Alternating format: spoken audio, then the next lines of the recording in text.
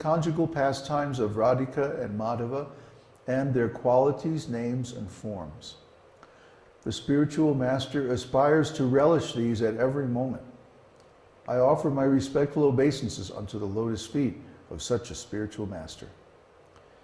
The spiritual master is very dear because he is expert in assisting the gopis who at different times make different tasteful arrangements for the perfection of Radha and Krishna's loving conjugal affairs within the groves of Vrindavan.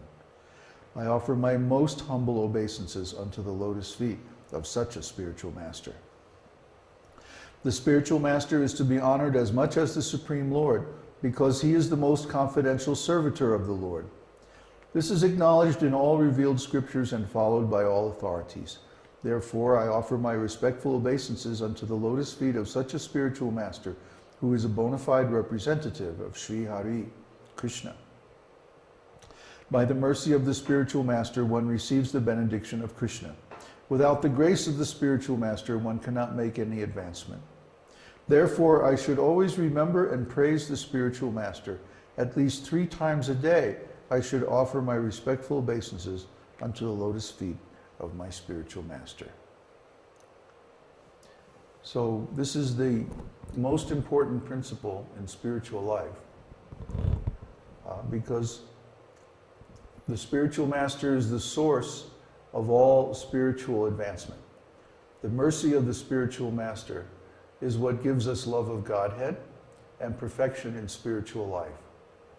Spiritual knowledge, the blessings of being engaged in devotional service, and even the chastisement and punishments sometimes of the spiritual master is actually mercy. Why? Because it corrects our faults. We all need someone to correct our faults. No one is faultless. So everyone needs to have a relationship with a spiritual master, and that relationship begins by bowing down and paying obeisances to the spiritual master. I do this myself and have done it for more than 40 years, so it hasn't hurt me at all. In fact, it's helped me very much. By the obeisances to the spiritual master becomes obligated to the student, to the disciple. He sees the disciple making so much sacrifice and working so hard to serve him, then naturally his mercy is invoked on that disciple. So these 8 prayers, Gurva Ashtaka, means 8 prayers to the Guru, are offered every morning in the temples of all the Gaudiya Vaishnava months. And it reminds us of our real position. Our real position is that we're always servant of our spiritual master. Even if we become guru, that means our service to our spiritual master is to be a guru. So I hope that all my students will become self-realized and become qualified gurus and go out and save the world, because it sure needs it. And we want to give this philosophy without any change, without any alteration, without any compromise. This is not some new age publicity stunt, like The Secret or something like that. But this is the real thing. This is the original Vedic teaching that comes from the classical Vedic literatures, more than 5,000 years old. And we call it the esoteric teaching because it's the esoteric teaching not only of the Vedas, but of the whole world. For example, if you want to know about the soul, if you want to know about consciousness or love of God, the only place this is explained is in the Vedas, and specifically in Vedanta. So this is a very deep philosophy, and it actually is quoted or referenced by all the other religious and spiritual paths in the world. Yoga, jnana, and different kinds of worship are all based on bhakti. Without bhakti, these other paths wouldn't have any potency. They couldn't give any result. By chanting the holy name of the Lord, all desires are fulfilled. But the real desire, or the best desire that we can have, is for pure love of Godhead, because that leads to residence in the spiritual world. And this material world is not our home. We want to go home to the spiritual world. That means we can't have any other desire other than to please Krishna. Because no one can go to the spiritual world unless they're pure. If we have some selfish desire for name, fame, or material opulence or something like that, that will ruin our devotional service. So we need to be very cautious, very careful to remain pure. And this is an internal thing, not only externally pure. Yeah, that's important. But the real purity means purity of desire. Our desire should be pure love. Like it says here, the spiritual master is always assisting the gopis in the conjugal affairs of Radha and Krishna in the groves of Vrindavan. Well, what does that mean? Well, you have to realize it. You have to develop the consciousness so that you can enter those pastimes. And that might be a long path. But even if it takes several lifetimes, that's nothing compared to the millions of lifetimes that we've already spent stuck in this material world. Actually, it's very easy to get liberation. What's hard is to get pure devotional service of the Lord without any trace of personal aggrandizement. That's very rare. That's the rarest thing in the three worlds. So we should always keep our aspirations very high. Just like Prabhupada used to say, if you go hunting, then hunt for the rhinoceros. The rhinoceros is the hardest animal to hunt.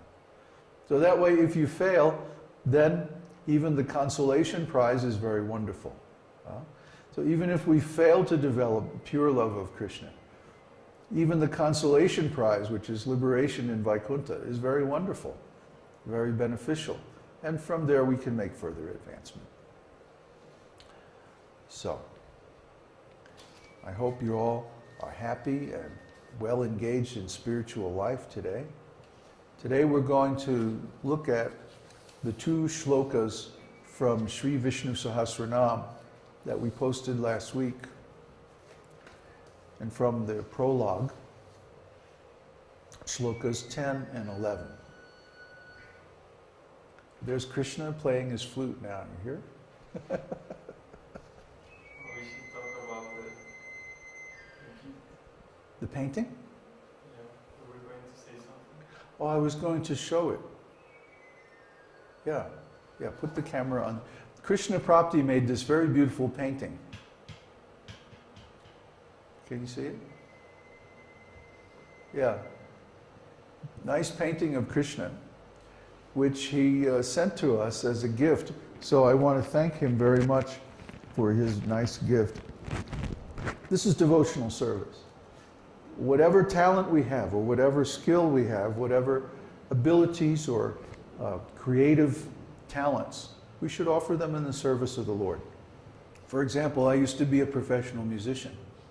Now I play music for Krishna. So we can all engage our talents and skills like that. That's very wonderful, because then we won't be performing material activities with them. We'll be engaged in spiritual life instead. Okay. Let's look at shloka 10. Pavitranang pavitrang yo mangalanang cha mangalam daivatam devatanang cha bhutanang yo vyayapita.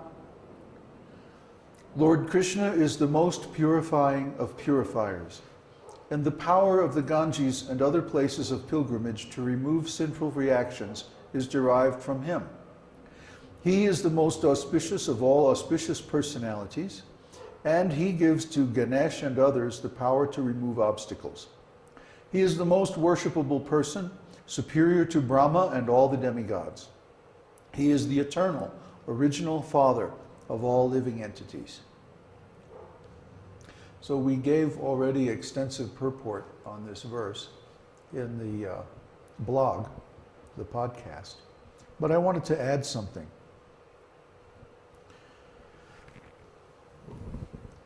Pavitranam, pavitram means pure. Pavitram, so pavitranam pavitram. Of all purifiers, he is the purifier. He purifies even the pure. So anything which is pure, for example, the Ganges. Ganges comes from the little toe of the Lord as Vamana. When Vamana Dev appeared before Bali Maharaj, Bali Maharaj at that time was the emperor of the whole universe. He had conquered the universe, actually taking it away from Lord Indra and become the ruler. But because he was coming from the family of the demons, Lord Indra was very disturbed. And he went to his guru Brihaspati and said, I have to do something about this. I can't stand this, to be defeated by the demons. So Brihaspati meditated, and then he said, pray for an incarnation of Vishnu. So then Vaman Dev appeared as the younger brother of Indra, and he went to Bali as a Brahmana, and he begged for 3 steps of land. No problem, right?